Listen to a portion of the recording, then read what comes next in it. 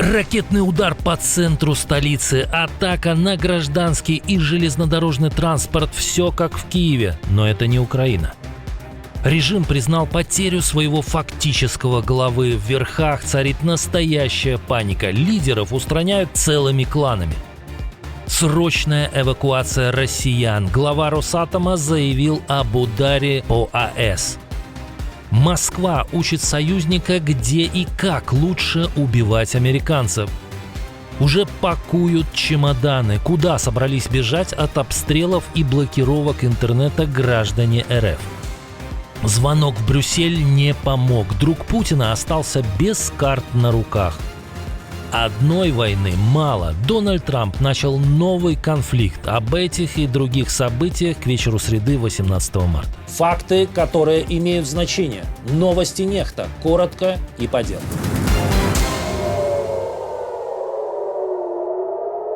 Удар по самому центру столицы. Иран провел массированную атаку на Тель-Авив. По последним данным, погибли 2 человека. Общее число погибших в Израиле с начала войны выросло до 14 человек. Обломки сбитых ракет упали прямо на вокзал Савидор. Повреждены платформы. Движение поездов было остановлено. Под удар попали и другие города Израиля. Пожары вспыхнули в Петах-Тикве и Кафр-Касиме.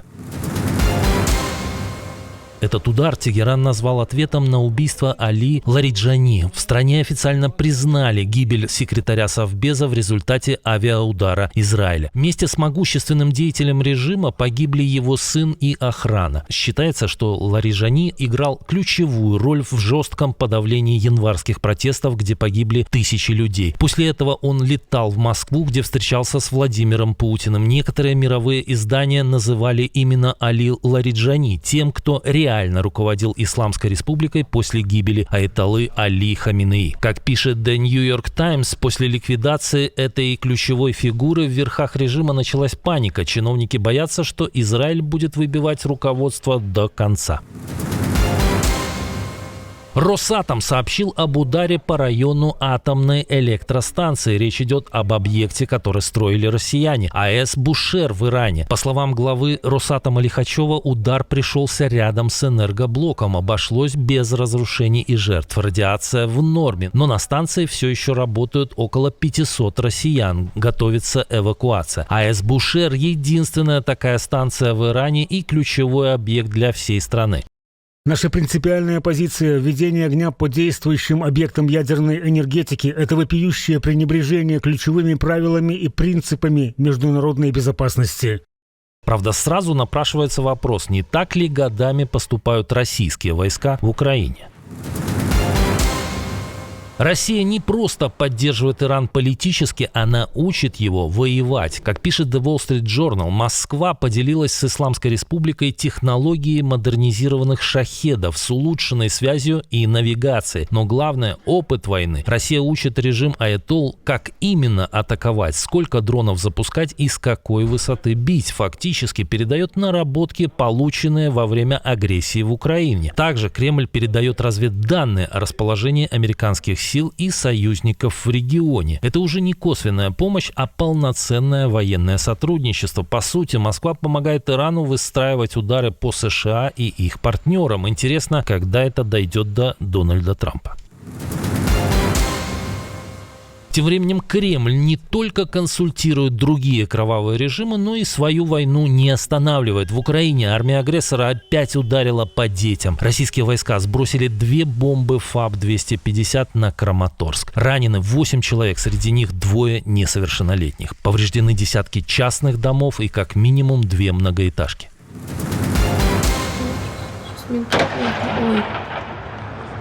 Украинские дроны били по Краснодару. Один из них попал в многоэтажку. Начался пожар. По сообщениям властей, погиб 1 человек. Повреждены также медцентр и линия электропередач. В районе пропадал свет. Целью удара, возможно, был местный аэродром. Поврежденные дома находятся всего в 1-3 километрах от него. А удар по жилому сектору мог стать следствием работы ПВО или РЭП.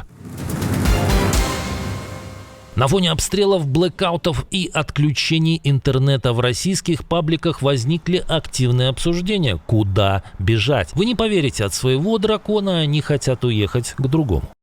На фоне налогов и жестких ограничений в России Беларусь воспринимают как оплот свободы. Там работают все соцсети и мессенджеры. Нет серьезных блокировок и замедлений. Проще с криптой, ниже цены и легче легализоваться.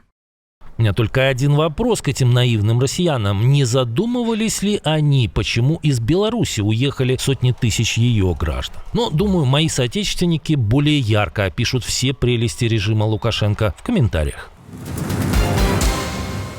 ВВС США продолжают утюжить позиции иранского режима. Дело дошло до супертяжелых и мощных боеприпасов. Американские бомбардировщики сбросили на ракетные позиции Ирана у Ормузского пролива проникающие бомбы GBU-72 весом более 2 тонн каждая. Это оружие, созданное именно для уничтожения глубоко спрятанных целей. В Центральном командовании американской армии заявили, операция прошла успешно. Ее цель – убрать угрозу для судов, движущихся по проливу.